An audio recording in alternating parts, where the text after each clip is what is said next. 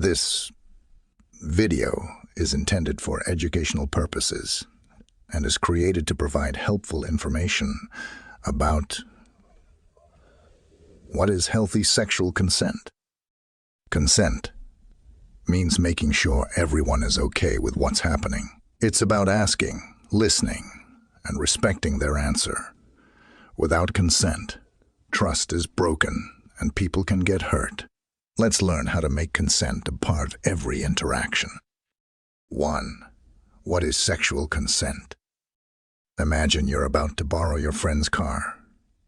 You wouldn't just take the keys without asking, right? You'd ask, "Hey, is it cool if I use your car?" This is because you respect their ownership. Sexual consent works the same way. It's about respecting the other person's body and their decisions. If you skip asking for consent, it's like stealing the car and crashing it. The damage isn't just physical, it's emotional and psychological.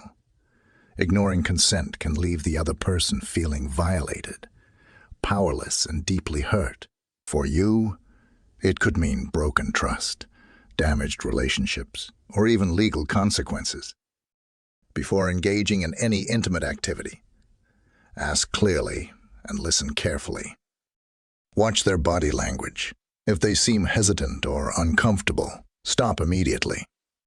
Never assume silence means yes. Silence could mean discomfort or fear. Respecting sexual consent shows you care about the other person and value their feelings. Without it, you're risking harm that can never be undone. 2. Definition of consent. Think about lending your phone to someone. You wouldn't just let them grab it without asking, right? You'd say, "Sure, you can use it," or "No, not right now." Consent means having the power to say yes or no freely, without pressure. What happens if we don't? If someone takes your phone without asking, it feels wrong and disrespectful. The same happens without sexual consent. It can leave someone feeling hurt, angry, or betrayed. And for the person who didn't ask, it can lead to regret, guilt, and even legal consequences. Consent must always be clear. Simple yes is needed, not just silence or a shrug. No one should ever feel forced or pressured into saying yes. If they do, it's not real consent. Always ask, and if someone says no, respect it. No arguments, no pushing. Consent is about giving everyone control over their own choices. When we respect that, we create trust and understanding. Lesson 3. When consent is ignored, it feels like a betrayal. For the person whose boundaries were crossed, it can lead to feelings of hurt, fear, and even trauma. It's not just disrespect. It's a violation of their safety and trust. And for the one who crossed the line, it often leads to guilt, shame, and even serious consequences like losing relationships or facing legal action. Ignoring consent isn't just wrong. It affects everyone involved. If consent is violated, taking responsibility is critical. Apologize sincerely, without excuses. Acknowledge the harm caused and give the other person space to process their feelings. It's not about fixing things. It's about owning your actions. If you're the one whose consent was violated, remember, it's not your fault. Reach out to someone you trust, whether it's a friend, family member, or a counselor. Speaking up can help you heal and take back your power. Consent violations leave a lasting impact, but accountability and support can help rebuild trust and create space for healing. The best way to avoid harm is to respect consent from the start. But if a mistake happens, own it. Support those who've been hurt and commit to doing better. Together, we can create a world where consent is always respected. Lesson 4. Consent must be clear. It's not a guess, and it's not silence. It's a clear yes. If you're not sure someone is okay with something, stop and ask again. No guessing. Only a clear answer counts. Consent must be freely given. No pressure. No guilt. No forcing someone to say yes if it's not their choice. It's not real consent. A real yes only happens when someone feels free to say no. Consent is ongoing. Just because someone said yes once doesn't mean it's always a yes. They can change their mind at any time. Always check in and make sure they're still okay with what's happening. Consent is about respecting boundaries.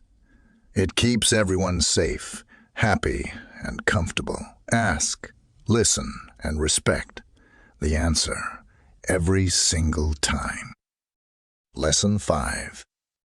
Be clear. Just like offering cookies, use simple words. Say, "Can I?" or "Are you okay with this?" Clarity helps everyone understand what's being asked. Respect the answer. If someone says no or hesitates, stop right there. Don't argue. Don't push. A no is final, and it's always okay for someone to say it. Check in. Sometimes people change their minds, and that's okay. Asking, "Are you still okay?" shows that you care about their comfort.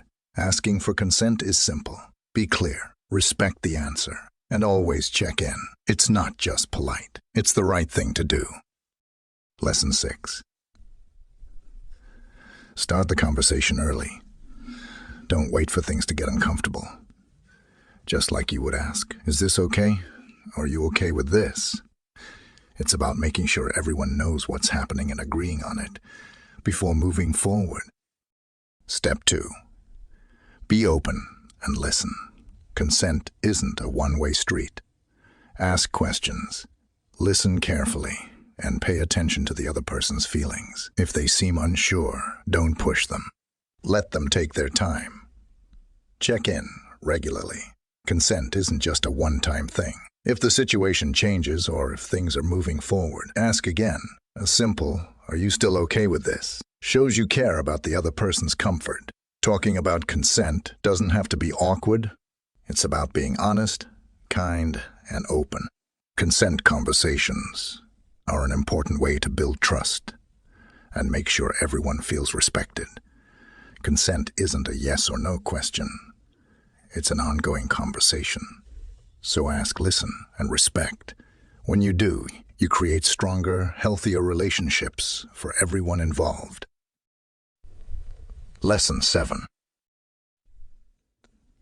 Start early. Teaching consent begins with simple, everyday actions. For young kids, it's as easy as asking if they're okay with a hug, helping them with their jacket, or respecting their personal space. Respecting boundaries. Whether it's sharing toys, games, or personal space. Kids learn from us how to ask for permission and honor others' choices. Every yes or no should be respected. No questions asked. Encourage open conversations. As children grow, so do their boundaries and relationships. In teen years, consent becomes more about having honest, open conversations. Ask questions, listen carefully, and always respect what others are saying. Consent continues to evolve. As we grow, so does our understanding of consent. In adult relationships, it's about being clear, checking in regularly, and understanding that consent isn't just about one moment. It's about mutual respect over time. Teaching consent is about more than rules. It's about creating an environment where respect is the foundation. When we teach consent, we teach empathy, communication, and kindness. Consent is about respect, trust, and care. It's the foundation of healthy relationships. Remember, asking and listening makes all the difference. If this message resonated with you, like, comment, and share to help spread the word. Together, we can create a world where consent is always respected.